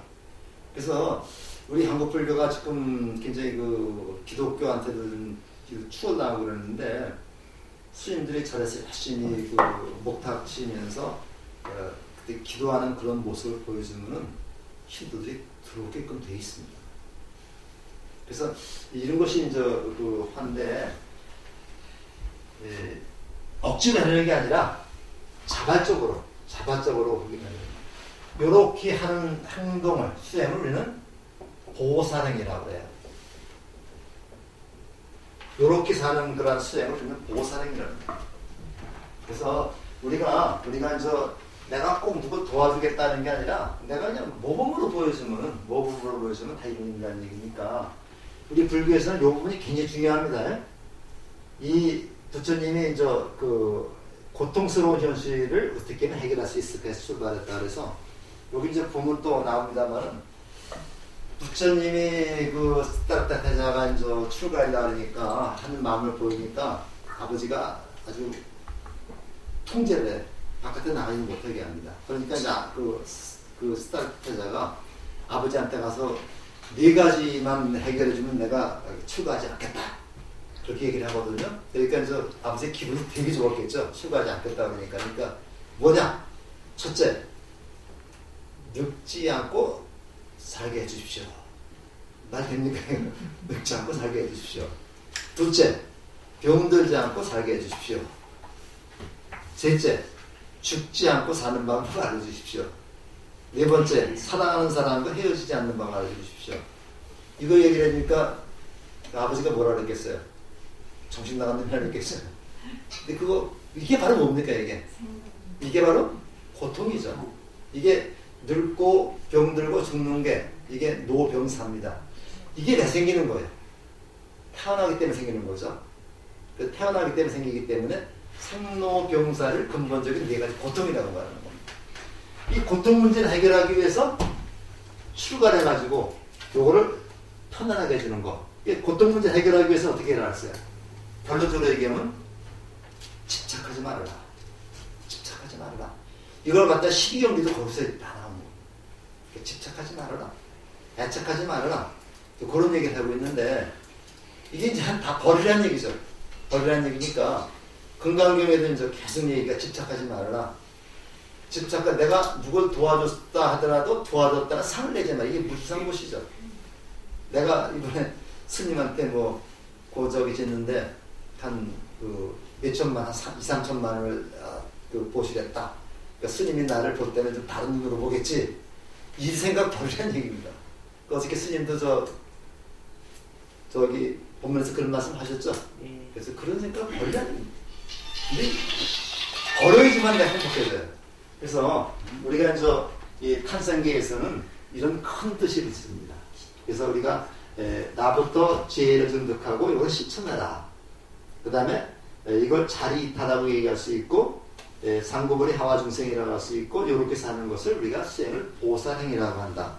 그래서 우리 불교에서는 화엄경에서는요 이러한 보살행을 가장 잘 실천하는 사람으로 선제동자가 나옵니다. 선제동자가 53분의 그 선지식을 만나면서 이렇게 보살행을 배우는 그 실천하는 그런 내용이 나오는데 우리 법궤도가 여기 있죠. 여기 마당에 이걸 걷다 보면 53번이 꺾여져요. 방향이 53번이 바뀌어집니다. 요 53번 바뀌어지는 거는 선제동자가 53명의 선지식을 만난 것을 상징적으로 봅니다. 그래서 우리가 이제 요거 그냥 두지 마시고서 우리가 어떻게 하면 보살을 할 것인가, 어떻게 하면은 나도 잘 살고 남도 잘 살 것인가, 이런 것들을 머릿속에 그려가면서 그 선제동자의 길에 따라서 이렇게 걷다 보면은 좀 마음이 달라지지 않을까. 그 53번 꼭까지 세워보세요. 그래서 우리가 이제 오늘의 가장 핵심되는 부분이 바로 요 탄생계인데, 탄생계가 이제 이게 굉장히 중요한 겁니다. 이제 특히 유아독전이라고 하는 그런 말이 잘못 알려지고 있는 것, 이거 우리가 좀 심각하게 반성을 하고, 다른 종교인들이 이 유아독전이라는 말을 쓰면 이거는 잘못 쓴 것이다. 우리는 부처받을 깨달은 존재이기 때문에 존귀하다는 얘기지, 석가모니가 자기만 잘났다고 하는 얘기는 아니야. 그렇게 생각하시면 되겠습니다. 또 잘못 쓴 얘기가 중도라는 말 잘못 쓰고 있죠. 뭐 중도 통합 나눠가지고 이쪽하고 이쪽하고 중간에 중도라고 생각하는 사람이 그건 아닙니다. 나중에 또 한번 말씀을 드릴 거고요. 자, 그래서 이제 마무리가 됐습니다. 인도 땅에 태어나서 출가해서 깨달음이 이뤘다. 80세의 일을 열반하였다. 인간 병과 죽음은 결코 피할 수 없는데, 피할 수 없지만은 여기에 집착하지 않고 행복하게 살다 죽는 거. 이 불교는 죽지 않는 불교가 아닙니다. 행복하게 살다가 행복하게 마무리하면서 남에게도 행복하게 해주는 그런 것이 바로 불교다. 그 다음에 이제 구제자로서의 부처님은 맨 앞에 계신 겁니다. 지혜 들여 들어가셨다. 언제나 진리와 함께하고 지혜와 자비, 그 다음에 수고하신다. 뭐 이런 그 부처님이 이제 우리가 구제자 부처님이 되는 거고요. 그 다음에 이제 석가모니 부처님 요 얘기인데, 중생 구제를 위해서 이 땅에 이제 몸을 놔두신 그런 부처님, 이걸 화신 부처님이라고 해요. 이걸 이제 인문반에서 잠깐 뭐 스님한테